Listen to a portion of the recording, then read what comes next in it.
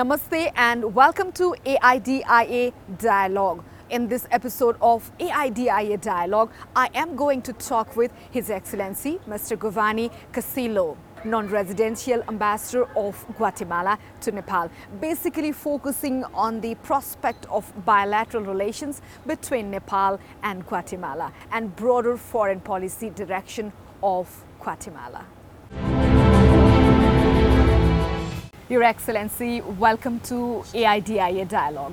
Thank you so much. I really appreciate this opportunity that you are giving me to let you know and the Nepalese people know about what Guatemala is. And congratulations for your new appointment as well. Thank you so much. Is this your first time to Nepal? It is certainly my first time to Nepal, but won't be the last. For sure. So how's your observation so far? Personal observation, not the diplomatic one. Okay, my personal observation is a beautiful place, even though I didn't have enough opportunity or time to look around, but the people is very warm, very kind. And the Nepalese people are very proud of their heritage. That's impressed me most. And Nepal and Guatemala established the bilateral relation on August 8, 2006, not long ago. And it's been few days you presented your credential as a non-residential ambassador of Guatemala to Nepal. How do you observe the prospect of bilateral relation between Nepal and Guatemala? Well, Nepal is far away from Guatemala. It takes more than 20 hours to get here. It's a long distance, and that long distance has kept us apart to know each other. But I have to say that Nepal is not an unknown country for the Guatemalans, because having the Everest Plateau, the Himalayan plateaus, many Guatemalans likes to come and do the hiking. But the Guatemala country is probably less unknown to the Nepalese. So my prospect as ambassador in Nepal is certainly to start working in a strong base, which is promote my country from the cultural and tourism point of view. In parallel to that, we can start making some opportunities or open windows for increase our commerce. Absolutely. The geographical distance has separated us. I think that is the reason a lot of things we don't hear from Guatemala. I'm sure the situation is similar there in Guatemala as well regarding Nepal. Do you see any similarities between Nepal and Guatemala in terms of geography, culture, diversity and more? From the geographical point of view, I have to say that Guatemala has the highest peak on the whole Central American plateau, which is the Tajumulco. The Tajumulco peak is less than a half of what the Everest has. We do have 30 volcanoes in Guatemala, and also what we do have in common is the richness of our civilization. The Mayan civilization from our side and the Gopla Vansa in Nepal. Both ancient civilizations certainly has provide to the world historic and interesting facts about our civilizations. And talking about these similarities, let's talk about the bilateral trade. Observing bilateral trade statistics of fiscal year 2016 and 17, import from Guatemala to Nepal was around 1.7 million US dollar. And the same year, Nepal exported around 3,000 US dollar only. There's a huge amount of a trade deficit. How do you want to address to this, and how both countries, Nepal and Guatemala, should work for product diversification so that we can increase the volume of trade? Your opinion? You're right in that figures. Guatemala is the leading. Guatemala export cardamom to Nepal. That's the leading commodity from our side, and from your side. You also export mainly goods for domestic uses and also some garments and some fabrics. But I do believe that there is not the only goods and commodities that we can explore between us. The way I think to diversify or increase our commerce is by looking or trying to seek for some strategic alliance between our chambers and between our entrepreneurs. So your focus will be on enhancing the trade sector? Certainly, yes. But again, I have to go through the chambers of commerce in Guatemala and in Nepal as well. So my strongly belief is that I do need to engage with some entrepreneurs in Nepal. And while I was doing some research, interestingly, there's a very common fact. Contribution of travel and tourism sector to GDP from Nepal and Guatemala is almost like same. It stands at 8%. Can you tell us some more about the tourism sector of Guatemala so that it will be an exchange of ideas for all of us, the priority sector in tourism itself in Guatemala? Yes. We believe to have a unique cultural destination. Why? Because the history of the Mayan civilization goes back more than 3,500 years back. You can evidence in a monumental sites like the Maya civilization left, Tikal, for example. Tikal. But not only Tikal, we also have another sites that has been declared as many sites in Nepal as World Heritage by UNESCO. But we develop a strategic, and that is to promote Guatemala in 7 different regions, touristical regions. Yeah? I will mention, for example, Guatemala Modern and Colonial, which engage by Guatemala City, being in Guatemala City, but also in Antigua, Guatemala, which is one of the ancient cities in Guatemala. Then the adventure in the Mayan world, which is Tikal, all the many Mayan sites that they have, we do have. Then we have East, Mystical and Natural, which is mainly places in Guatemala as a biodiversity. You can look for it. Pacific Coast is a magic and diverse. For example, in the Pacific Coast, you can have or you can see dark sand beaches. But not only that, I will tell you a fact. Guatemala has the world record of catching and liberating sailfish. 124 fishes in one day for one single boat. So that tells you that we do have a strategy to share with the rest of the world. Then we have the highlands, the living Mayan culture, which you can go and experience the way of living of our Mayans, the Mayan actually now, the way they live. Izabal, which is a green Caribbean. From the Caribbean, the most people know, which is white sand, beaches, and dark people. We also have that, but it's a green Caribbean with jungles and some of the kind of diversities that you can enjoy. So that is why we developed this strategy to promote the 7 different regions of Guatemala. So for all this special strategy and initiative were taken by the government of Guatemala? Yes, the government of Guatemala is taking that strategies mainly are running through the Minister of Tourism in Guatemala. And are you happy with the contribution the tourism sector is giving to in the socio-economic development? Oh yeah, definitely, definitely. Because this way of promoting Guatemala has consolidated tourism and an effective and inclusive alternative for combating poverty. Because through that kind of tourism development, we promote more jobs and better jobs, especially to the micro, small, and medium enterprises. And though geographically Guatemala and Nepal is separated, it's very far, as you just mentioned, like it takes more than 20 hours to reach Guatemala, but due to the modern technology, the world is now a global village. And we hear a lot about the power politics in Central America.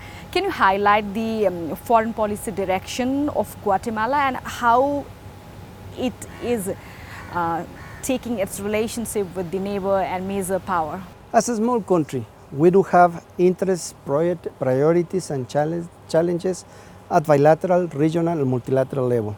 However, our task is project Guatemala among the international community as a democratic and transparent country, respectful of the rule of law and human rights. We also exercise a permanent cultural diplomacy to make visible and promote our cultural values and naturals. The bond that we do have with the rest of Guatemalan communities abroad is also a very strong pillar from our foreign policy. But being Guatemala located in a geographical strategic position, we constitute ourselves as a corridor for human and drug trafficking. Nevertheless, we have a strong and good relation with our neighbors to tackle this and other problems. Your Excellency, interestingly, I also learned the fact that remittance plays a very crucial role in the economy of Guatemala. Like here in Nepal, the total contribution of GDP is 11% in the year 2017, and a recent study from IOM shows that 90% of its remittance comes from United States of America. But in the news, I heard somewhere that US President Donald Trump accusing Central American countries as a source of migrant caravan to the US, and he has planned to cut the aid. How do you want to reflect to this opinion? What's your statement on this? You are right when you mentioned that the remittances are very important to our economy. The way we have been working with the United States government is to increase our relation, bilateral relation. As you may know, the Guatemala, El Salvador, and Honduras have formed what we call the Central American Northern Triangle. This group, I will say, of three countries have a constant communication with the government of the United States and also the government of Mexico. That gives us the opportunity to work mainly first with the United States with what we have called the Plan of the Alliance for Prosperity of the Northern Triangle. And recently also Mexico, along with ECLAC, has also developed another initiative to tackle that, they submit another plan to contain the migration and goes in similar terms as the alliance I just mentioned.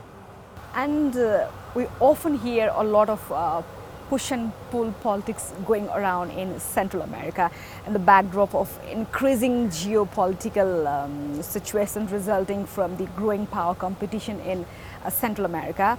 How Guatemala is managing the push and politics? Is it very difficult to cope? Unfortunately, this government has a very strong decision to do or to manage our political external affairs with a high rate of sovereignty. For example, if you mention what is going to happen or what has been happening in Central America with Taiwan and China relation, for example. Yeah, for instance, last year El Salvador, one of your neighboring country, cut the diplomatic relation with Taiwan and established relation with China, and many people are assuming that Guatemala will follow the footsteps of El Salvador. I don't see in a short term that Guatemala will do that. Certainly not. My government have a strong relation, historical relation with Taiwan. And there's a long-standing territorial dispute between Guatemala and Belize. Now the result of referendums in both the countries refer that the ICJ, International Court of Justice, should resolve the problem of the territory dispute. Do you think that ICJ will resolve the existing problem between Guatemala and Brazil? We as Guatemalans are very happy and congratulate ourselves on the people and government of Belize to carry out this referendum with positive results.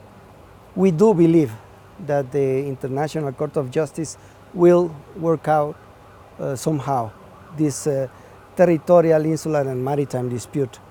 And the solution whichever will be, will only contribute to increase and expand and deepen our relations between Belize and Guatemala. And how optimistic are you regarding the role of ICJ in solving the existing dispute? Are you optimistic enough? But we do have to focus, and I mean, my country, my government, and the Guatemalans focus mainly, and that finally we are going to resolve that dispute. But you have to see that we are resolving our differendums with dialogue in a pacific way. That, I believe, all Guatemalans has to be proud about, and the rest of the world has to know that Guatemala is not an aggressive country, but is a country who seeks the peace and the prosperity of both countries. And here I'd also like to talk about corruption. It's a huge problem, not only in Guatemala, here in Nepal, everywhere, all around the world.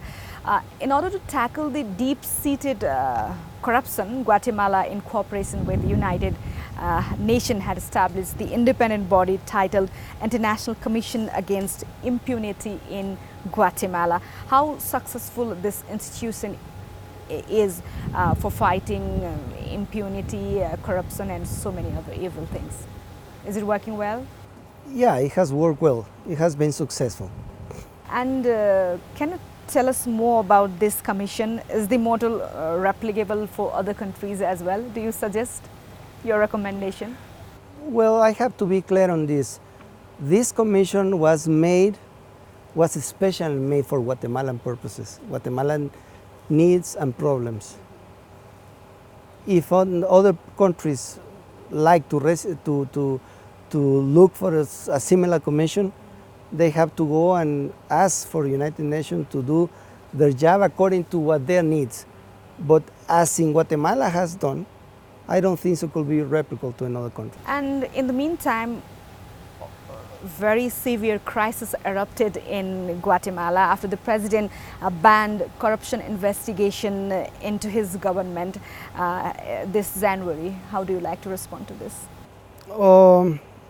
I only can say that my government took the decision according to what they thought was the best for the country. Do you like to add something more about how will you be contributing as a non-residential ambassador of Guatemala to Nepal? What are your future plans, project and aspiration from this country?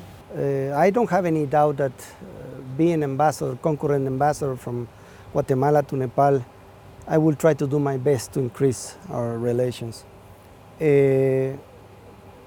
I think that we have to work first in a very strong cultural diplomacy agenda. Seek for strategic alliances with national institutions and society in Nepal is also a part of our agenda. But now one of the first steps that I will need to carry out is to search somebody that can work as ad honorem in Nepal, who may be willing to support the embassy work objectives at the level of commercial, cultural, and tourism agenda. Any specific strategy or initiative from your side to enhance bilateral relation between Nepal and Guatemala? Any specific agenda? And a specific agenda is mainly to work very close with the entrepreneurial, at the whole entrepreneurial level in Nepal. Don't forget that we do have a very good relation at the multilateral level. So that gives us that opportunity to increase at the bilateral level as well.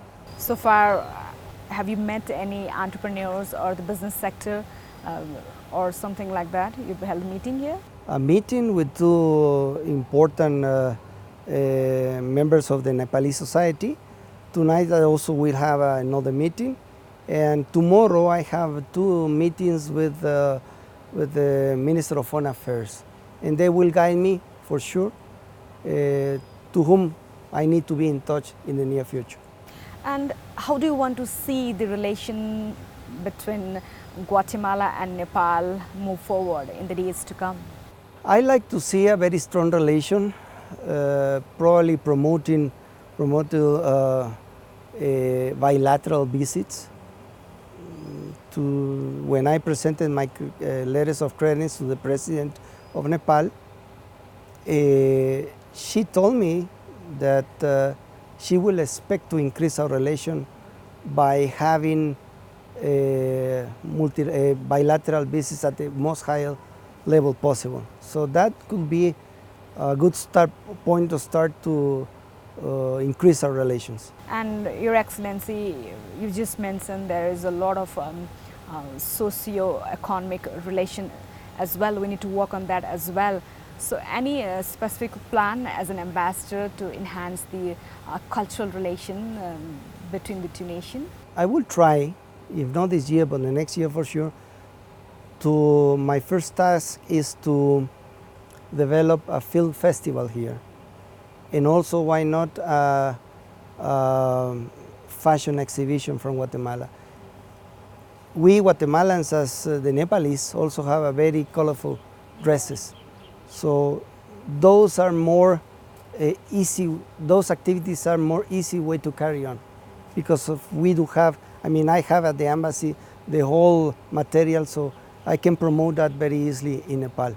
And what are the challenges you see as an ambassador to promote bilateral relation?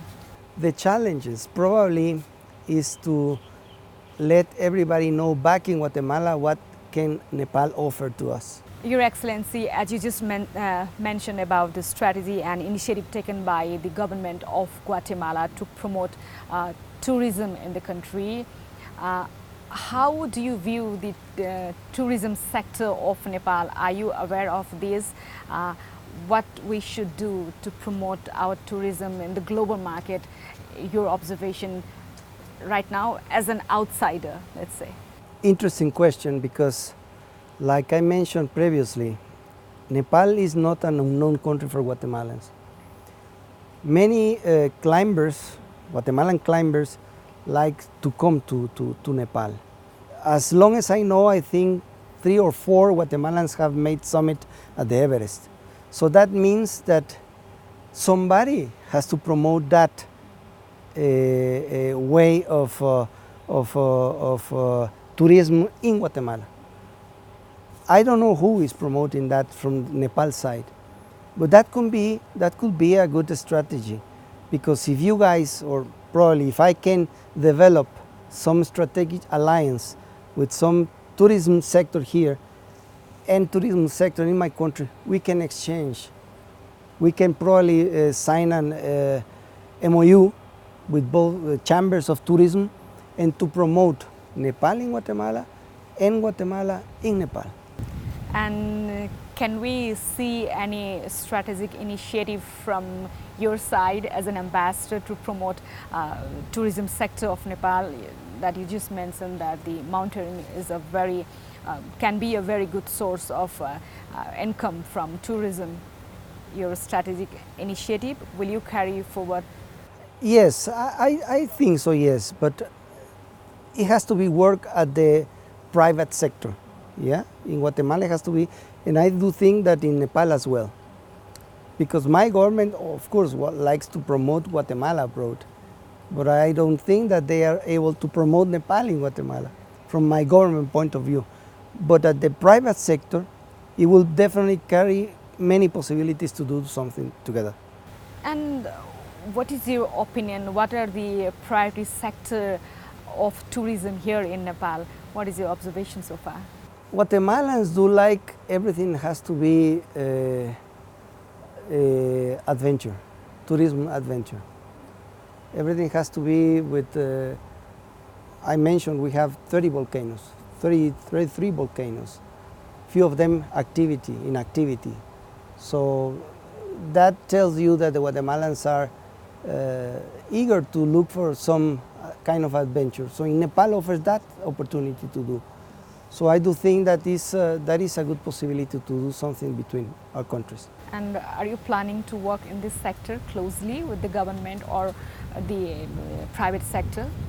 Yes, definitely yes. I have to because there is a good point of start. I see that niche as a good point of start, because as long we can find chambers in the tourism sector that can develop ideas, it can be promoted. We have agencies, tourist agencies in Guatemala that can promote Nepal as a destination. But also we do need agencies here to promote Guatemala as a destination as well. Your Excellency, we've almost come to an end, and it's been a few days that you are here in Nepal. Your observation regarding this beautiful country, what did you like most? I like everything has to be with the warmth of the people. When I go to some place and I feel like a stranger, when I feel that nobody